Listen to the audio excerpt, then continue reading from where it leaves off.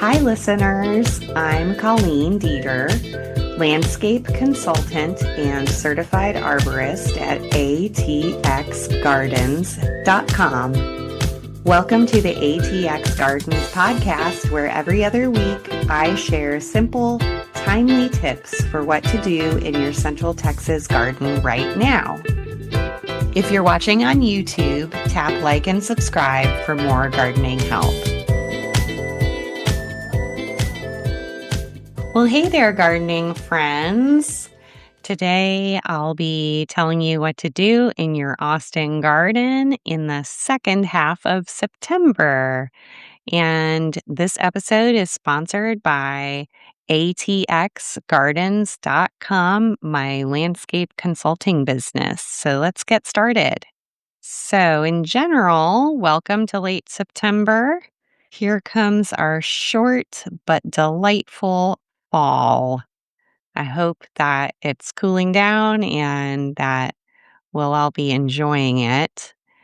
Now, what's going on with woody plants in late September?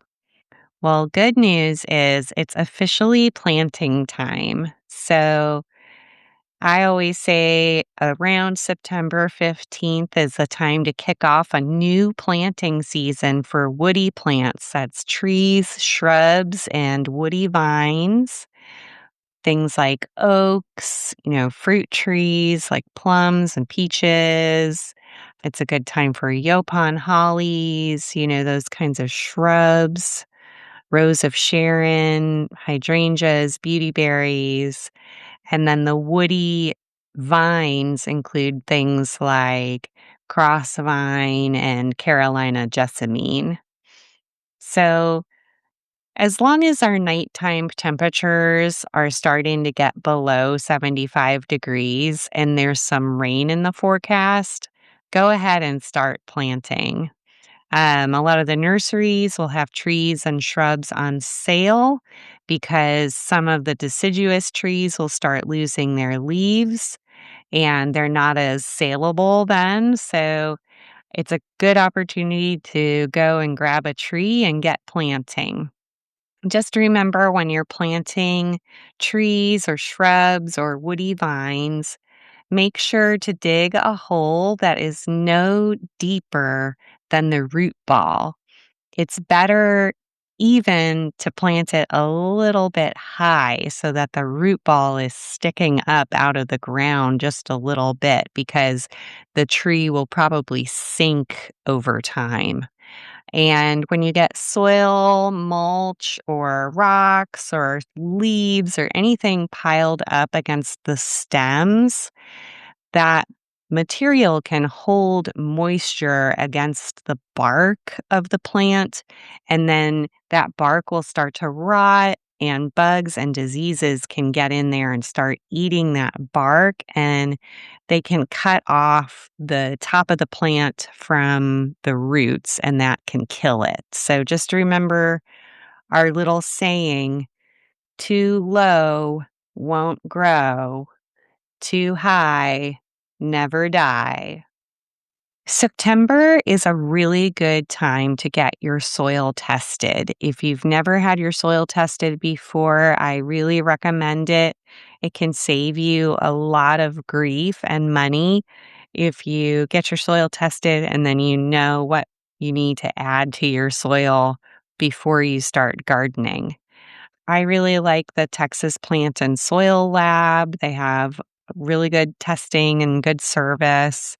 We'll put a link to the Texas Plant and Soil Lab in the show notes, of course, but go ahead and get that soil test done.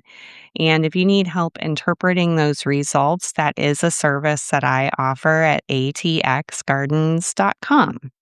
Now, like I said in the last episode, do not prune any of your woody plants now because pruning will stimulate trees and shrubs to grow new branches. And that means they won't have enough time to harden off before our first freeze, and that will damage that new growth. And it's really stressful and hard for the plants. So remember, no pruning on any woody plants in the fall if you can avoid it. If you have a tree that's getting hit by the UPS truck every time it drives by or the trash truck, or something like that, and it's getting injured over and over again, it's better to go ahead and prune it now than to continue allowing it to get injured over and over again. But any other pruning, go ahead and stop now. Do not do any pruning in the fall. Now, what's going on with the fruit tree orchard at this time of year? Keep checking your pears, apples, pomegranates, and persimmons to see if any of them are ripe yet. Those Orient pears and pink lady apples usually come in at this time of year. If your fruits have any color on them at all, try cutting some of the fruit off of the tree and bringing it indoors for a couple of weeks to prevent animals from eating them before you get a chance to eat your fruits. You can just let them ripen on the counter. They'll ripen faster if you put them in a paper bag with a ripe apple inside. Late September is a good time for taking cuttings for grafting or rooting on figs, pomegranates, loquats, and citrus. You can graft another variety onto an existing tree of the same species. For example, if you have a fig tree that is the Celeste variety of fig, you could graft a brown turkey fig onto it and have two different types of figs on one tree. And September is a good time for figs, pomegranates, loquats, and citrus. So look for those. Some of those trees can also grow roots from their cuttings. If you take a cutting of a small stem from the tree that's maybe about the size of a pencil in terms of length and diameter, and you can dip it in rooting hormone and then place that cutting into a propagation mix, which is a special potting soil mix that's specifically for rooting cuttings and starting seeds. Then just keep that propagation mix moist like a wrung out sponge. Do not allow it to dry out. And then you might get some new trees sprouting up from your cuttings. They'll grow roots, and that could be a new tree for you. Of course, there's going to be links to the rooting hormone and the propagation mix in the show notes. I am an Amazon affiliate, so I get commissions whenever you purchase anything through my links. I also have in the links in the show notes a book written by my friend Susan Poisner called Fruit Tree Grafting for Everyone. And so you can learn more about grafting from Susan's great book. And there's also a grafting kit for beginners. So if you've never done any grafting before, you can see a kit there that gives you everything that you need to get started. This year, I successfully grafted a new grape variety onto a wild Mustang grape that was growing on the fence in my backyard. And I really hope that it takes and keeps growing. It's been growing great all summer. So I'm excited about that. Okay, late September is an awesome time for planting perennials, succulents, bulbs, and grasses. So everything can get planted now. This time of year is a great time for planting everything. It's also really good time for dividing and transplanting. So if you've got plants, growing near walkways, driveways, or they keep flopping over onto their neighbors, you might need to go ahead and start transplanting some of those, dig them up and move them. And that goes for all the perennials, all of the grasses, sedges, all the succulents and cacti, and all of our bulbs. Now is the time for planting, dividing, and transplanting. So get out there and have fun. It's a great time for it. Okay, now it's time for our sponsor break. Hi, y'all. It's Colleen Dieter here from ATXGardens.com. If you need personalized help with your landscape, book a consultation and we'll walk your yard together, answer all of your questions, and create a strategy that feels doable for you. I specialize in helping do-it-yourselfers by alleviating their anxieties about their yards. This week, I helped Joey in North Austin with questions about the yard at their new house. The former homeowner had a hot tub that left some odd hardscaping around the patio, and Joey needed help figuring out which parts of the landscape to keep and which parts to remove. I helped her find the best spot for a vegetable garden, and I gave her and her husband guidance on how to trim the overgrown shrubs in front of her windows. If you need some guidance on the best choices for your yard, make an appointment today at ATXGardens.com and I'll come and visit you. And as a reminder, you can also make an appointment with my new consultant, Bailey, and she can come out and help you too. So let's get back to the episode. Now, what about the vegetable garden and the herb garden? What's happening over there in that part of the yard? September is a great time to build a new vegetable garden. So, friend of the podcast, Cass, asked me to cover some of the different techniques for building a new vegetable garden. And in coming episodes, I'll cover a different method each time. So, last time I talked about raised bed gardening. And this episode, I'm going to talk a little bit about keyhole gardening and hügelkultur. If you're gardening on a budget and you need to build raised beds because you have thin soil, or because you're gardening on pavement, or maybe you have mobility issues and you're not able to kneel or stoop and you need your garden beds to be very tall, you can use hügelkultur and keyhole gardening techniques to save some money. So basically, go back and listen to last episode to learn how to build a raised bed. And basically, you build a raised bed, and then instead of filling the raised bed entirely with a purchased soil mix, you can fill the raised bed with layers of organic matter. Organic matter is stuff that used to be alive. So anything that used to be alive is considered to be organic matter. Okay. And it's all stuff that can decompose, stuff that can rot, basically. So, hügelkultur is one technique that originated in Austria, and hügelkultur is a term, the term hügel means little hill.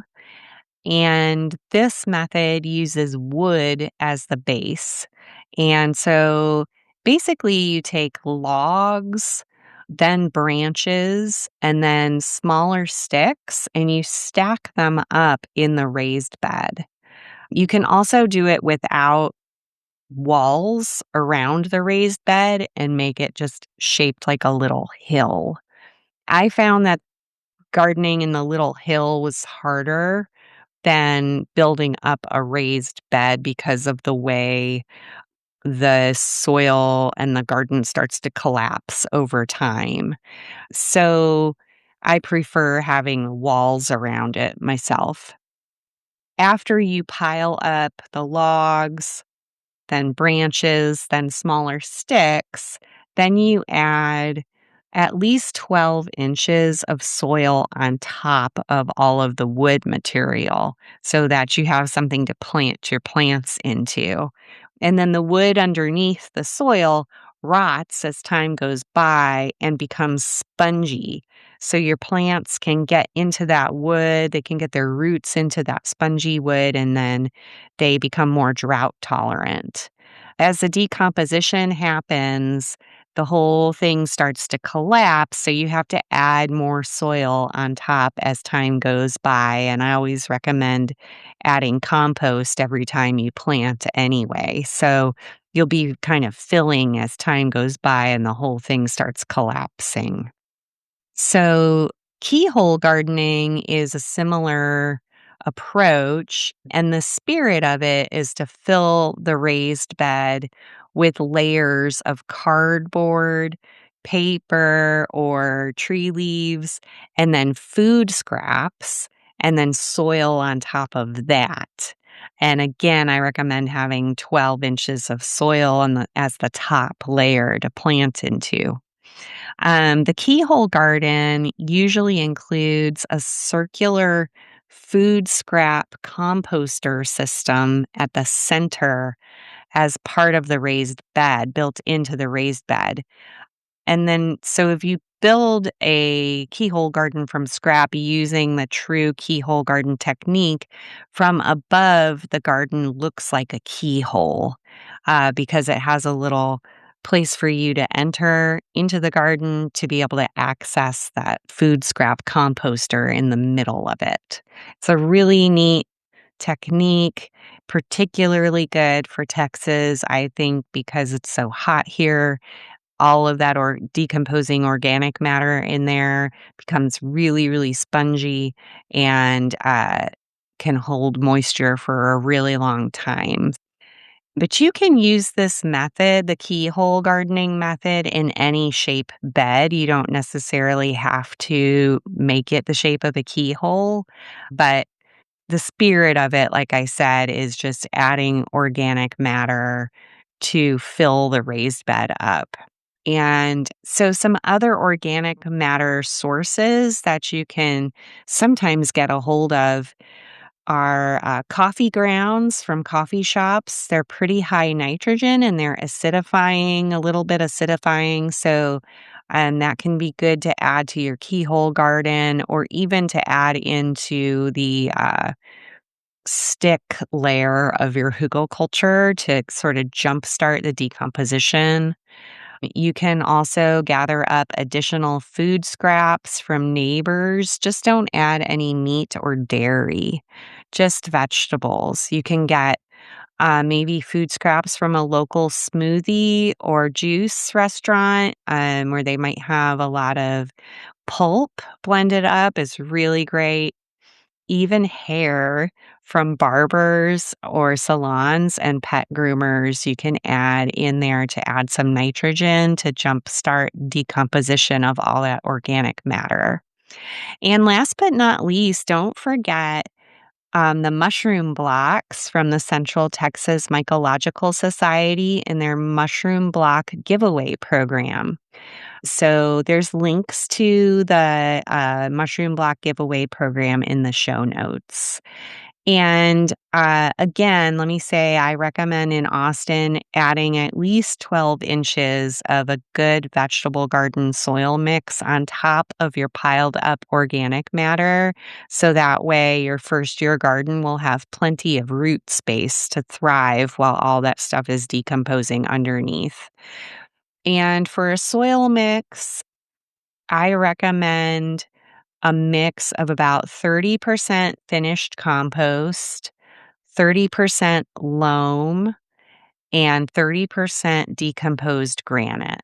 So most of the nurseries and soil yards around town will carry some sort of mix like that. If you have access to those materials separately from one another, go ahead and mix it up yourself, and you'll save a lot of money. In the next episode, I'll talk about growing vegetables in pots and containers. The last half of September is one of my favorite times in the vegetable and herb gardens. There's so many things you can plant. So now you can plant the following vegetables as small plants. It still can be a little bit hot, so I recommend giving them some afternoon shade with a shade cloth. Or in future gardens, you can plan for taller plants planted on the west side of the garden to put some shade on the little baby plants at this time of year. So, plants that can be planted now as small plants include artichokes, broccoli, Brussels sprouts, cabbage, cauliflower, collards, leeks. All right. And now you can plant the following vegetables from seed sown directly into the garden. This is your last chance for green beans of all kinds. Plant those from seed now to get your last harvest of the season. There's still plenty of time for fava beans, though, because they are cool season plants, so you can plant them later. But the regular green beans need to be planted now in order to get a harvest before the first freeze. Plenty of time. Now's the time to start planting beets, turnips, and carrots. This is your last chance for cucumbers and your last chance for summer squash. It's your last chance for those two to plant those from seed to where they'll produce before the first freeze. Make sure you choose varieties that mature in 80 days or less. Now, you can also plant kale, kohlrabi, lettuce, cool season greens like mustard, Swiss chard, arugula. Now's a great time for planting cool season greens like mustard, Swiss chard, and arugula. This is the best time to plant peas. And we're talking about green peas like sugar, snow peas, and snap peas. So look for those. It's the best time for planting peas. I like to grow peas for the shoots. I like to harvest them when they first come up and they're just a few inches tall, and I'll just eat the shoots on sandwiches or in salads. I actually prefer that to trying to trellis the pea plants and then harvesting the pea pods. I don't like building trellises, so I just like to grow the sprouts instead, the shoots instead. And then one of my favorite crops, it's time now for radishes. You can't go wrong growing radishes. They're so easy. They grow so fast. Just plant those seeds and in about a month you'll have a harvest of radishes. Now, with the herbs, we're also in a transition time from warm season to cool season herbs. So it's getting late now for any of the warm season herbs like basil and popolo. If the weather looks good, like it's cool, again, those nighttime temperatures are below 75 degrees, and there's maybe some rain in the forecast, I hope. Go ahead and plant from seed. You can plant cilantro, dill, parsley, calendula, borage, feverfew, and chamomile. Any of the perennial herbs like garlic chives, oregano, sage, and mint can be planted as small plants now. Now, it's wildflower time. So start dreaming about what springtime is going to be like, because now is the time to plant bluebonnets and other spring blooming wildflowers like pink evening primrose and gaillardias. Get those seeds ordered or purchased if you haven't already. Get those seeds out of the fridge that you might have in storage, or start gathering up those seeds from friends and libraries ASAP. Visit the seed libraries and see if they've got any bluebonnet seeds in there. Now, as promised in the last episode, I will explain my tried and true bluebonnet planting method. So, last half of September is bluebonnet planting time. Step number 1. Put your bluebonnet seeds in a strainer and then pour boiling water over them. Don't soak them. You don't need to soak them. You're just pouring the boiling water over the bluebonnet seeds, and the boiling water helps crack the seed coat because the bluebonnet seeds have a really hard coat. And that coat needs to be opened up so that the seeds can absorb water when they're planted. Okay. And the way to do that is to shock them with the boiling water so that seed coat will crack And then when you plant the seeds will be able to absorb water and that will allow them to sprout. Okay, so after you pour the boiling water over them, mix the seeds with 1 bag of compost and 1 bag of decomposed granite. Okay, then, and so you'll want to do that mixing in a wheelbarrow or on a tarp or in a big trash can or something like that. Mix them all together. That's 1 bag of compost and 1 bag of decomposed granite mixed together with the seeds. Then use a soil rake to rake the area that you're seeding and expose as much of the bare soil as possible without destroying any little plants that you want to keep. Okay. So make it rough. So you want the soil to have a lot of little divots and grooves in it. That way the seeds can kind of get caught in those little low spots. Then walk through and sprinkle your compost, seed, decomposed granite mix around the area. And then you want to come in, get some friends, get your kids out there and stomp on it. Get in there and really press down with your feet on the seeds to make sure that they have really good contact with the soil. This is a job that historically was done by buffalo. So pretend that you're a buffalo with hooves and get in there and really press those seeds down so that they have contact with the soil. And that's all there is to it. So happy bluebonnet seeding. It's a very special thing. Central Texas is the only place, well, bluebonnets, different kinds of bluebonnets grow all over Texas, but Central Texas is the best place. So get to it, plant some bluebonnets, and enjoy our home. Now for the activism portion of the podcast. Make plans this fall to save seeds from one crop in your vegetable garden this season to share with others. If you're new to seed sharing and seed saving, just choose one plant from the vegetable garden or from your native plant garden this fall and learn how to save seeds from that one plant. Central Texas Seed Savers will have a seed swap on the last Saturday in January 2027. And that's National Seed Swap Day. It will be at the Austin Public Library in downtown Austin. More details TBD. So stay tuned to the podcast for more information about that. But then you'll have some seeds to bring to the seed swap in January if you start paying attention now and learning how to save seeds from your chosen plant.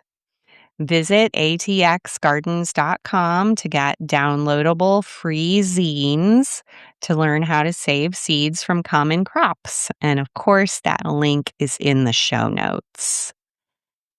Okay, so that wraps up today's episode. Please check out the show notes for links to everything I mentioned.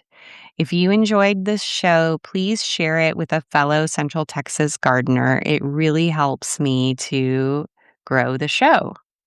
I'm Colleen with ATXGardens.com. I'll see you next time. Thanks for listening to the ATX Gardens Podcast.